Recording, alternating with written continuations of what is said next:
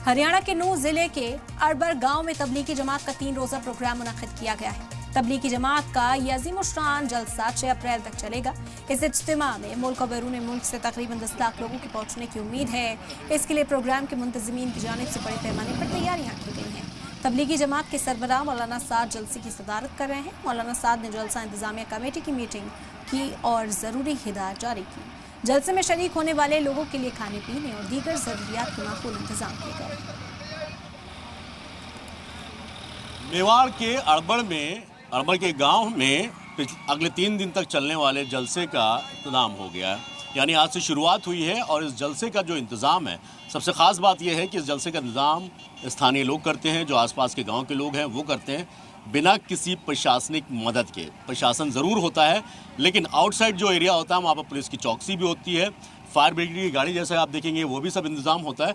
लेकिन 100% अगर इंतज़ाम जो जलसे का है, वो जलसे का इंतज़ाम यहाँ के गांव वाले खुद करते हैं और किसी तरह की कोई मदद किसी और से, बाहर से या प्रशासन से नहीं होती है।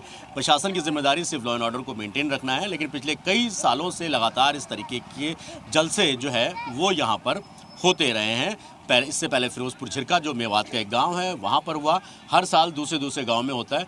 इस जलसे की खासियत एक बात ये भी है कि ये जलसा अब 125 साल पुराना है, यानी इसकी जो तारीख़ है वो 125 साल पुरानी है।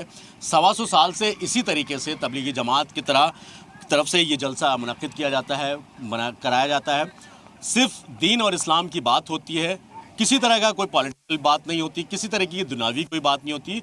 मुसलमान के लिए क्या चीज़ें फ़र्ज़ हैं, क्या चीज़ें करनी चाहिए, कैसे करनी चाहिए, कुरान और हदीसों में क्या चीज़ें लिखी गई हैं, सिर्फ उन्हीं सब चीज़ों पर फोकस किया जाता है। और निज़ामुद्दीन तबलीगी जमात के जो हेड हैं मौलाना साद, वो यहाँ आते हैं। आज सुबह वो 8:30 बजे जब शुरुआत हुई इस जलसे की, पहले दुआओं से शुरुआत होती है, उसके बाद मीटिंग हुई, मीटिंग के बाद किसको क्या जिम्मेदारी दी जानी है उन सभी चीज़ें तय होती हैं। मैं अब आपको कुछ तस्वीरें दिखा दूँ।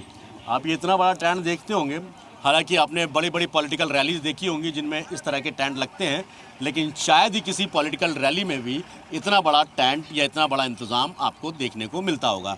मेरे पीछे ये साइड में आप देखेंगे, मैं अपने कैमरा पर्सन मुकेश साकला से कहूँगा कि एक बार आपको वो तस्वीरें भी दिखाएं।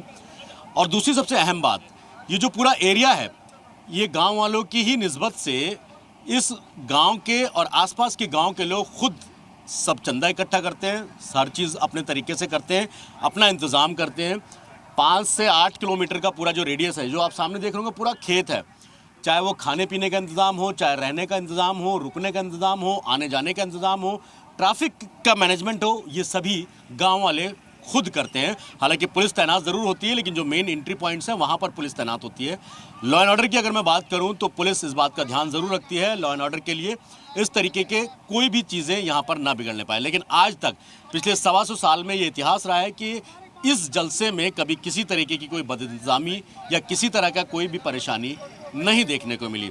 वजह उसके पीछे की है कि पूरी तरीके से मजहबी एक ये जलसा होता है, एक प्रोग्राम होता है जिसमें पूरी देश से लोग यहाँ आते हैं। दिल्ली एनसीआर के आसपास के तो लोग होते हैं, यहाँ से देश के अलग अलग हिस्से, ज़्यादातर साउथ से भी लोग आते हैं मौलाना साद को सुनने के लिए, उनकी मजहबी तकरीरों को सुनने के लिए और इस इंतज़ाम को देखने के लिए क्या आते हैं। आप देखेंगे ये सामने जो टेंट है ये यहाँ पर आराम करने के लिए बनाया है, रात को जो लोग रुकेंगे उनके इंतज़ाम के लिए ये जगह तैयार की गई है। उसके आगे वज़ू खाना है, पानी की दिक्कत ना हो इसलिए यहाँ पर सैकड़ों टैंकर पानी के खुद यहाँ के जो लोग हैं गाँव वाले वो लगाते हैं।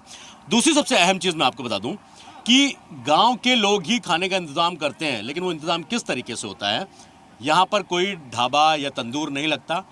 गांव की जो औरतें हैं जो अपने घरों में रोटियां बना कर इस जलसे में आए मेहमानों के लिए भेजती हैं।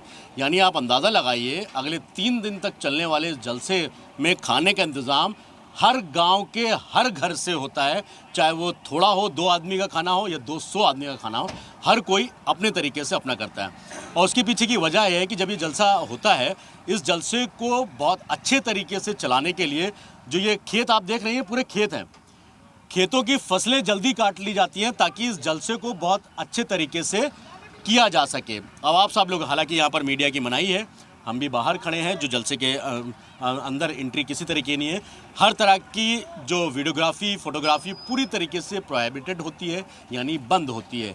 जब मामला मजहबी हो तो दुनियावी चीज़ों पर इनका असर नहीं होना चाहिए। वीडियो जर्नलिस्ट मुकेश ताकला के साथ सैयद मुबशिर, सलाम टीवी, मेवात।